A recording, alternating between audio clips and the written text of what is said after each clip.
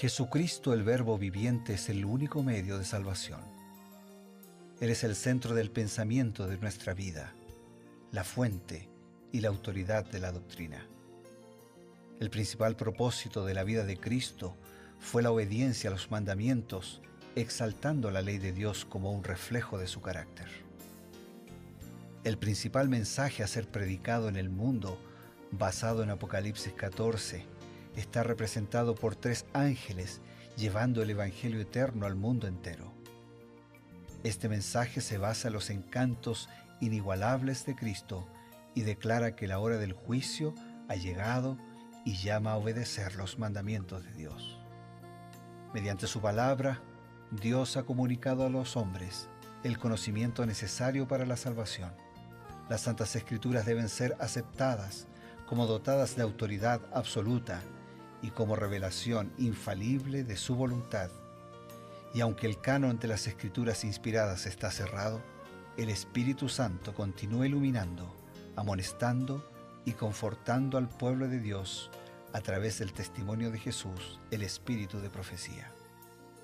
El camino a la vida se traza a través de un camino angosto que debe ser recorrido con confianza en las promesas que Dios dejó a hombres y mujeres fieles que dedicaron sus vidas hasta la muerte por el Evangelio eterno. Los fundadores de la Iglesia soñaron con el día en que la revelación sería una realidad en sus vidas. Miraron con los ojos de la fe a aquel día glorioso cuando finalmente la promesa sería cumplida en la venida magistral de Jesucristo a esta tierra para recompensar a cada uno según sea su obra.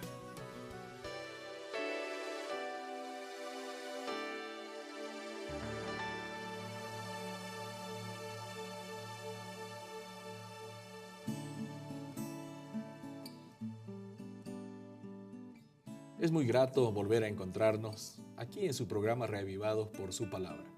Como ustedes ya saben, este es el segmento que denominamos Creed en sus profetas.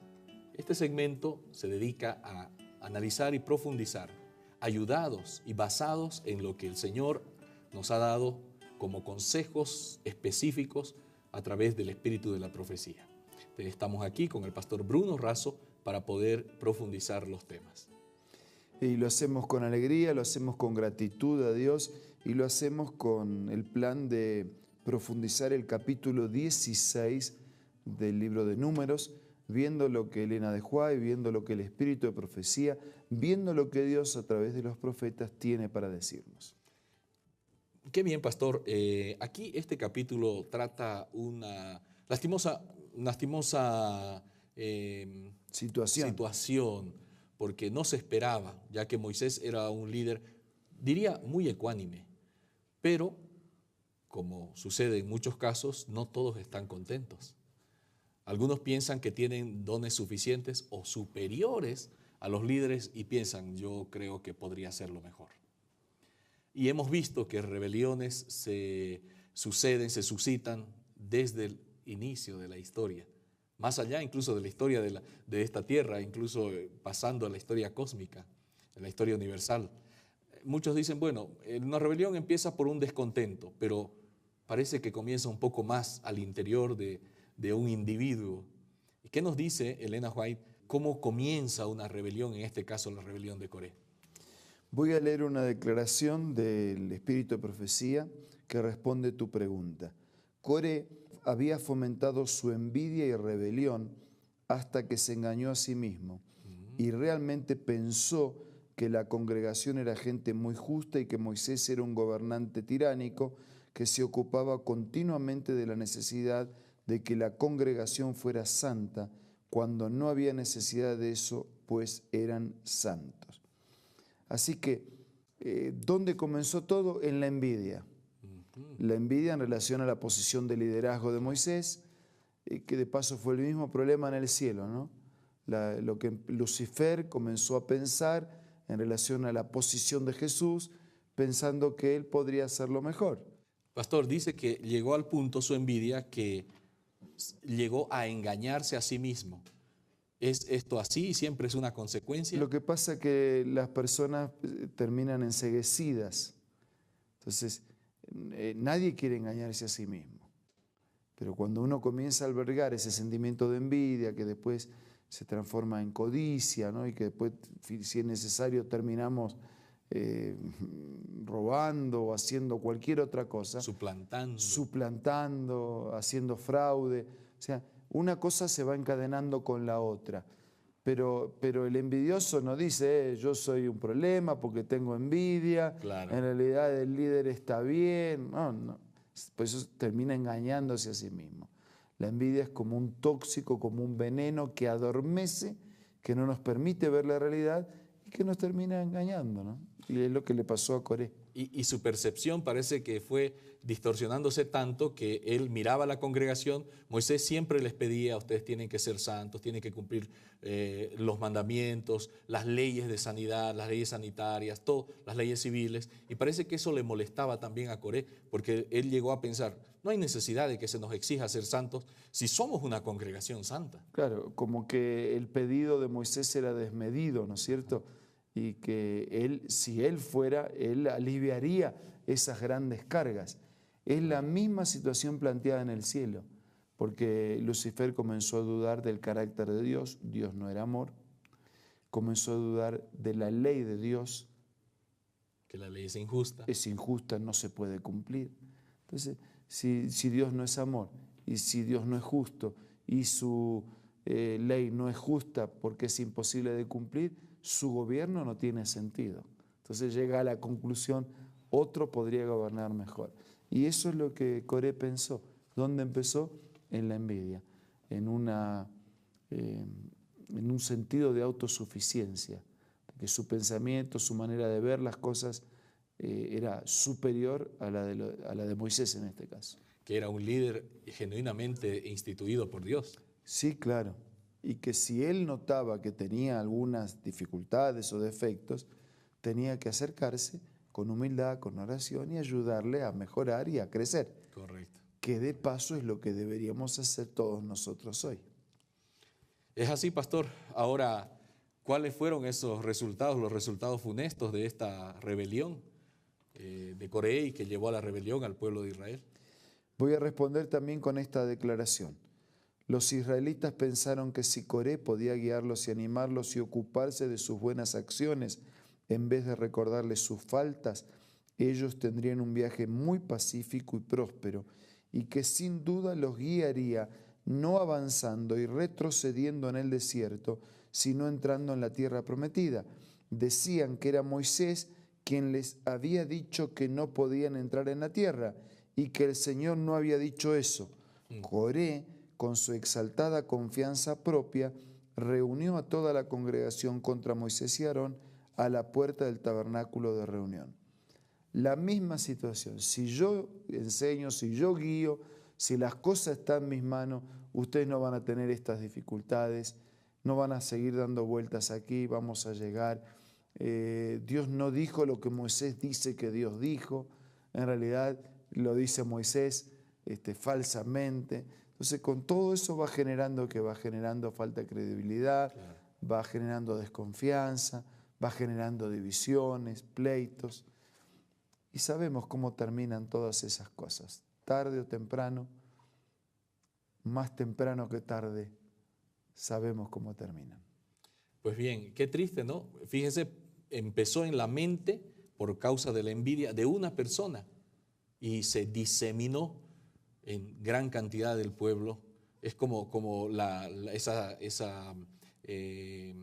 ese dicho que hemos escuchado, un poco de levadura leuda toda la masa, y justo se cumplió aquí. Es así, y eso es tanto para mal como para bien. Actitudes positivas leudan para bien, ¿no?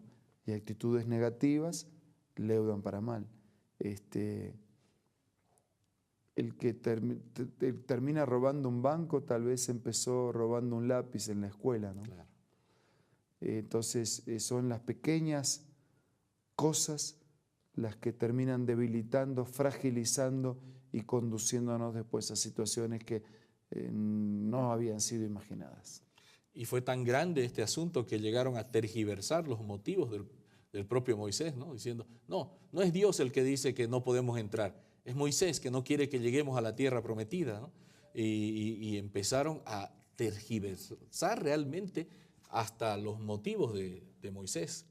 No, pero pensemos en lo serio del tema, ¿no? Porque siempre ocurre así. Cuando uno quiere atacar al otro, en última instancia termina atacando a Dios. Claro. Y eso ya pasó desde el Edén, ¿no? Cuando nuestros primeros padres tuvieron problemas, uno le fue echando la culpa al otro, pero en realidad le estaban echando la culpa a Dios. La mujer que me diste, ¿quién le había dado? La serpiente que creaste, ¿quién la había creado? Entonces cuando nosotros, en el afán de cuestionar a Moisés, terminó cuestionando a Dios. Y eso es muy triste realmente, ¿no? Deberíamos evitar en todo momento estos pensamientos porque después van cundiendo nuestra vida. Uh-huh.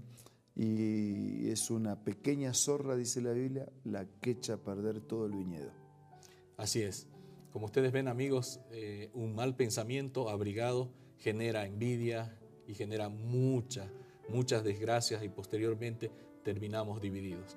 Dios quiere que nosotros impidamos todas esas cosas en nuestra vida y también en las relaciones con los demás. Vamos a tener un mensaje importante y enseguida retornamos.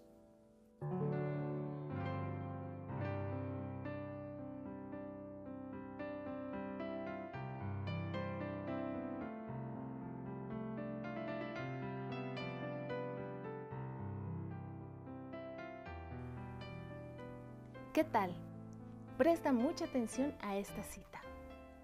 Jacob prevaleció porque fue perseverante y decidido. Su experiencia atestigua el poder de la oración insistente. Este es el tiempo en que debemos aprender la lección de la oración que prevalece y de la fe inquebrantable. Las mayores victorias de la Iglesia de Cristo o del cristiano no son las que se ganan mediante el talento o la educación, la riqueza o el favor de los hombres. Son las victorias que se alcanzan en la cámara de audiencia con Dios, cuando la fe fervorosa y agonizante se hace del poderoso brazo de la omnipotencia. Qué lindo, ¿verdad? Esta cita tú la encuentras en el libro La Oración, escrito por Elena G. de White. No puedes perder este maravilloso libro de tu biblioteca personal. Así que te invito una vez más a que visites la página www.aces.com.ar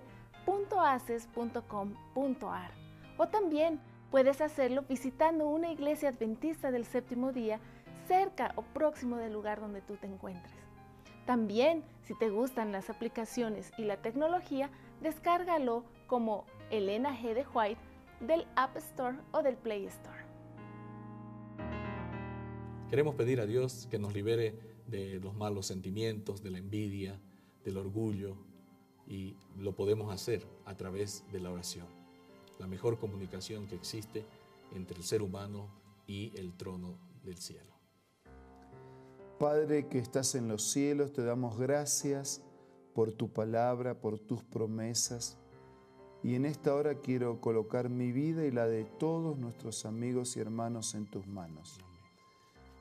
Te pido que hagas de cada uno de nosotros un canal a través del cual tu amor y tus promesas puedan ser de bendición para todos los que nos rodean. Y que nos ayudes a tener la mente de Jesús.